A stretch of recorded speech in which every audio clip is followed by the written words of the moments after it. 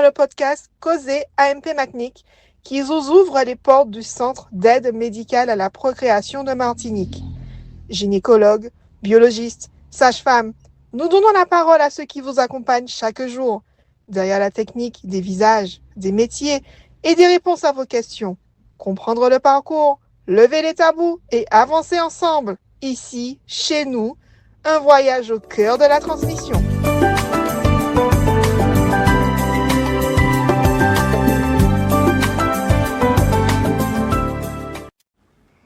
Dans l'épisode 21 du podcast Causer AMP, nous vous parlons d'un soin de support proposé au sein du Centre AMP Martinique. Il s'agit de la sexologie. Marielle Richer, sage-femme et sexologue, répond à vos questions. L'idée de cet épisode est de vous donner les clés pour mieux comprendre le principe de la sexologie et pourquoi pas pour franchir le pas d'une consultation si vous le souhaitez. Marielle, pour commencer, est-ce que tu peux nous raconter comment la sexologie a croisé ta route avec l'aide médicale à la procréation ? Qu'est-ce qui, dans le parcours des patientes, t'a fait dire qu'il y avait vraiment quelque chose à accompagner de ce côté-là ? Lors de la 10e rencontre sexualité, fertilité, oncologie, j'ai pu faire la connaissance des biologistes qui m'ont conviée à rejoindre le centre. J'étais admirative du taux de grossesse parce que je constatais parmi mes patientes l'efficacité du centre et j'étais admirative du succès au niveau de cette réouverture. Et j'ai toujours été attirée par la PMA depuis avant de débuter mes études de sage-femme.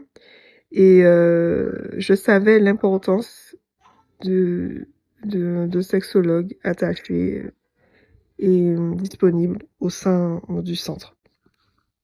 Ok. Et concrètement, qu'est-ce qu'on vient chercher chez une sexologue quand on est en parcours d'AMP ? Est-ce qu'on vient parler de sexe au sens strict ou est-ce que ça va au-delà en parlant du couple, du désir d'enfant, de son image ? Et est-ce que c'est utile si tout va bien dans le couple ? Un sexologue est indispensable au sein d'un centre de PMA parce que la sexologie, la sexualité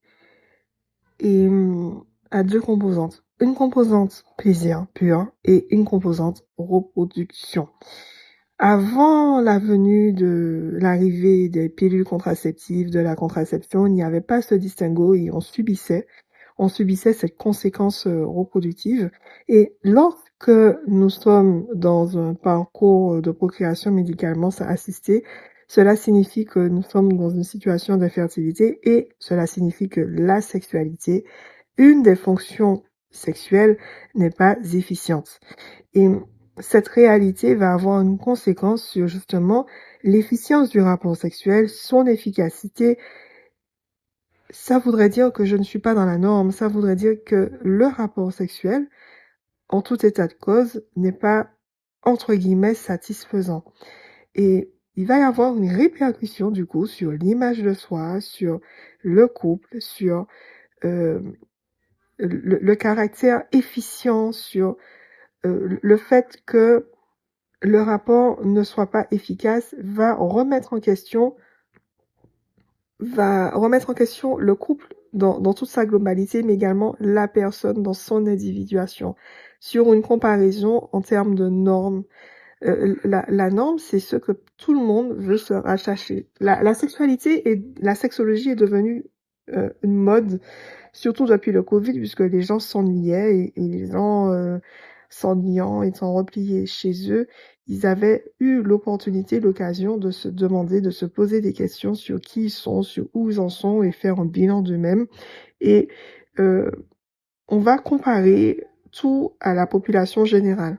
Or, nous ne sommes pas une population générale, nous sommes un être singulier, unique, dans sa globalité, et c'est ce qui fait que nous devons être fiers de nous. Et c'est là que le sexologue rentre en jeu pour rétablir cette positivité, pour permettre à l'autre d'être fier de sa singularité et d'être fier de ce qu'il est.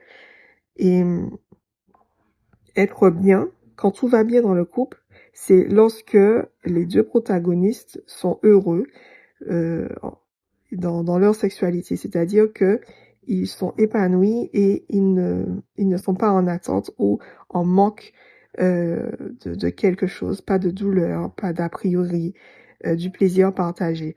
Et vous savez, il y a des personnes qui vivent une infertilité, qui ne demandent pas de recours en PMA parce que justement, ils se satisfont, entre guillemets. L'idée n'est pas de se comparer à une norme, l'idée n'est pas de se comparer à quelqu'un, l'idée c'est d'être fier de qui on est dans notre propre singularité et c'est là que j'ai toute ma place afin de casser l'idée que nous devons tous nous ressembler les uns les autres. Au contraire, nous devons être fiers de notre singularité et de qui nous sommes. D'après toi, Marielle, quels sont les signaux qui devraient pousser une patiente ou un couple à prendre rendez-vous avec une sexologue? Est-ce qu'il y a des signes qu'on a tendance à minimiser et qui mériteraient pourtant qu'on en parle avant qu'une difficulté s'installe? Je voudrais vous rassurer, toutes les personnes qui demandent une aide à un sexologue ont une véritable peur et ça demande beaucoup de courage déjà de prendre rendez-vous, ensuite de se déplacer pour le rendez-vous et enfin d'arriver au jour du rendez-vous parce que c'est un domaine tabou dont personne ne parle, qui va remettre en question dans nos a priori notre propre perception de nous-mêmes. On peut pas en parler autour de nous parce qu'on a peur d'être jugé, on a peur de la façon dont les autres vont nous voir, peut-être même remettre en question notre propre humanité. Et ce qu'il faut comprendre, c'est qu'il n'y a pas de signe caractère. Je peux pas vous décrire quels véritables signes qui doivent avertir. Je peux simplement vous dire que si vous n'êtes pas à l'aise dans votre sexualité, si vous posez la question de est-ce que j'ai besoin de quelqu'un parce que ce n'est pas fluide, parce que peut-être que j'évite le rapport sexuel, peut-être que j'ai pas les mêmes perceptions, peut-être même que j'ai des douleurs, et, et, et je suis pas au clair avec ce moment intime. J'évite, ce n'est pas, j'essaye de faire en sorte que ça ne se reproduise plus. C'est pas un moment qui est heureux pour moi. C'est un moment qui n'est pas satisfaisant, qui n'est pas, euh, dont, dont je n'en ai pas envie. Ça veut dire qu'il y a un malaise. Et, et vous savez, contrairement à ce qu'on pourrait penser, euh, lorsque le rapport sexuel n'est pas un moment qu'on attend, lorsque ce n'est pas un, un, un événement heureux et pleinement satisfaisant, il y a un problème. Mais en même temps, il y a des personnes qui font le choix justement de ne pas avoir de rapport sexuel. Je vais parler de la vie religieuse et ce n'est pas pour autant qu'ils ne sont pas heureux. Vous savez, il y a des couples qui vivent ensemble et qui n'ont pas de sexualité comme on pourrait l'entendre et le décrire et l'imaginer et qui sont pleinement heureux. Donc c'est pour ça que je ne peux pas vous décrire des signes parce que chaque personne est unique et individuelle. Mais en tout cas, si la rencontre est pour vous redoutée et qu'elle n'est pas satisfaisante, il faut en parler. Et le mal psychologique que ce parcours va engendrer au sein des couples. Et je pense que toutes les personnes qui rentrent dans un centre de PMA sont dans l'obligation d'avoir ce baume, cet entourage, pas forcément uniquement avec la rencontre de sexologue, mais via l'entourage familial. Parce que justement, comme on vit cette souffrance, on veut pas en parler autour de nous et vous allez subir encore euh, le qu'en dira-t-on, c'est-à-dire au sein de la famille, c'est pour quand bébé, et tandis que vous savez tout ce que vous subissez et que vous ne voulez pas forcément partager. Donc, qu'est-ce qui aide à ne pas y laisser son intimité? Ben, c'est en parler. Prendre le temps d'en parler. Quand la communication peut être et est toujours présente au sein du couple de manière réciproque, c'est vraiment une force. Et puis, lorsque c'est compliqué, ben n'hésitez pas à pousser la porte de la sexologue, du psychologue. Pendant le parcours PMA, le corps devient un peu un outil médical. Comment les femmes peuvent-elles retrouver un corps à elles, un corps de désir et de plaisir une fois que la ponction est passée ou le parcours est terminé? Durant le parcours de PMA, le corps ausculté, piqué, examiné, comme on dit en créole, en outils médicaux. Comment peut-on retrouver son corps à soi? Cette question est souvent assujettie à deux idées. Si le parcours a été jugé satisfaisant, c'est-à-dire qu'il y a eu une grossesse, il y aura eu une légitimation à être devenu un outil médical et la réconciliation va venir de soi puisque nous avons fait tous ces efforts avec un objectif, rétablir, mettre fin à cette infertilité. En revanche, lorsque cette aventure n'a pas forcément l'issue qu'on voudrait et l'issue attendue, la réconciliation avec le corps est périlleuse puisque malgré le fait qu'on a fait des efforts, il n'est toujours pas ce qu'on voudrait. Et du coup, comment envisager une réconciliation lorsque ce corps ne nous satisfait pas et, et lorsqu'on n'en est pas fier? Et la réponse à cette question va venir avec un autre point de vue. On peut avoir plusieurs objectifs. On peut avoir des vues de face, des vues de dessous, des vues latérales. Et c'est grâce à l'accompagnement de la personne que nous allons lui permettre de changer, de lui suggérer une autre façon de contempler et une autre façon de se voir. Envisager ce parcours comme une aventure, comme un voyage qui nous aura peut-être permis de ne pas regretter, de ne pas avoir essayé, et puis surtout d'être satisfait de ce que nous avons maintenant. C'est-à-dire que souvent, nous attendons à avoir tel résultat, à pouvoir envisager des perspectives et nous ne réalisons pas la perception actuelle que nous avons de nous-mêmes parce que nous ne l'avons pas observé et parce que nous le regardons d'un angle qui fait que nous ne le trouvons pas satisfaisant. Et retrouver un corps de désir et de plaisir, c'est être fier de ce que nous avons maintenant, actuellement, dans notre panier, contempler ce que nous avons là et non pas forcément être en attente de ce que nous n'avons pas.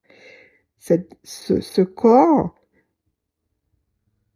il est merveilleux. On se doit d'être contemplatif de notre propre dimension. Et c'est ce travail qui est très, très important, même avant même de débuter le parcours, puisque très souvent, les femmes vont se dire, c'est lorsque je serai enceinte, c'est lorsque j'aurai mon bébé, que je vais pouvoir regarder où je vais, donc je me bats pour y arriver et après je verrai. Mais en réalité, non. On se doit d'être fier de qui on est avant tout, afin de ne pas, quoi qu'il arrive, être déçu de ce que l'on n'a pas. S'il y avait un sujet en particulier dont tu aimerais parler aux personnes qui démarrent un parcours AMP, de quoi devrait-on leur parler dès le départ et ce qu'on évite encore trop souvent en consultation? Le sujet que j'aimerais qu'on parle dès le départ et qui est trop souvent évité, c'est le sujet de la douleur. En réalité, malheureusement, dans les consultations gynécologiques, peu de professionnels de santé posent la question comment se déroule le rapport sexuel. Par peur d'être jugé en tant que professionnel, va-t-elle me considérer comme étant un voyeur, mais surtout par peur de la réponse, puisque ils ne sont pas forcément formés à la réponse. Et puis, c'est une question qui prend du temps de parler de relations humaines. Et je trouve ça fort regrettable parce que vous savez, lorsque vous avez mal pendant le rapport, vous ne pouvez pas être détendu. Et si vous n'êtes pas détendu, vous ne pouvez pas jouir, tout simplement. Et si vous ne pouvez pas jouir, mais le corps ne peut pas fonctionner en réalité. Et l'autre sujet qui n'est pas souvent exprimé, c'est justement la jouissance. Est-ce que c'est agréable? Est-ce que c'est bon? Et je rigole parce que dans le fonctionnement humain, c'est justement cette jouissance qui va permettre au corps de se détendre et qui va permettre au corps d'être efficace. Et oui, j'aimerais tout simplement, sincèrement, que ces deux sujets, la douleur, la jouissance, puissent être abordés sans forcément demander de justification. Et d'ailleurs, personnellement, euh, malgré sur ma plaque, il y a marqué sexologue, lorsque je parle en consultation à mes patientes, je me justifie à chaque fois euh, pourquoi j'ai posé la question de la jouissance et de la douleur. Et puis, messieurs, c'est pas du tout évident pour vous, cette histoire de recueil de sperme, parce que justement, vous êtes épiés, vous êtes observés, euh, on attend de vous de pouvoir éjaculer sur demande. Et surtout, on va évaluer votre virilité en évaluant ce sperme, alors qu'en fait, votre virilité n'est pas comparable à votre sperme, elle n'est pas comparable à votre pénis. Elle est qui vous êtes. Elle est votre identité propre. Et l'autre sujet dont on ne parle pas assez, c'est justement ce recueil de sperme dans notre culture martiniquaise, où l'homme, votre seule particularité, votre seul attribut, qu'on peut vous donner dans notre culture, malheureusement, c'est la taille de votre pénis et votre efficience. Comme moi, des hommes, Marie pour les autres. Et c'est une souffrance. Vraiment, c'est une véritable souffrance. Et je pose toujours la question au couple, au monsieur. Et très souvent, les patientes me disent qu'ils n'en parlent pas, qu'elles leur posent la question, mais qu'ils évitent d'en parler. Ce n'est pas un jugement, mais oui, messieurs, n'ayez pas peur euh, d'aborder la question, d'en parler, parce que c'est pas facile dans notre culture martiniquaise, puisque vous avez peur du résultat. Inconsciemment, vous vous dites que si le résultat du spermogramme ne rentre pas dans les normes établies, cela remet en considération qui je suis. Et la plus grande souffrance dans, dans le couple, c'est vous, messieurs, parce que mm, il est, il est fort difficile d'admettre que les femmes, comme elles parlent beaucoup et comme elles se lamentent à longueur de journée, n'est-ce pas, elles expriment leur souffrance, tandis que vous avez tendance, vous, à vous enfermer sur vous-même, à ne pas partager. Et lorsque vous avez l'impression que votre virilité est remise en question, ben c'est toute votre identité qui va prendre un coup en réalité. Pour pouvoir faire un recueil de sperme, il faut pouvoir être en érection. Et pour pouvoir être en érection, il faut être détendu, il faut être en paix, il faut être dans un climat serein. Vous êtes fier de qui vous êtes et de ce que vous êtes. Donc, oui, les sujets dont on ne parle pas assez, concernant les femmes, c'est la douleur, la jouissance. Et concernant l'homme, c'est le fameux recueil de sperme. Enfin, Marielle, pour conclure, si une personne nous écoute aujourd'hui, est en plein parcours d'AMP, qu'elle n'ose pas parler de ce qui se passe dans son couple ou dans son intimité, qu'est-ce que tu aimerais lui dire?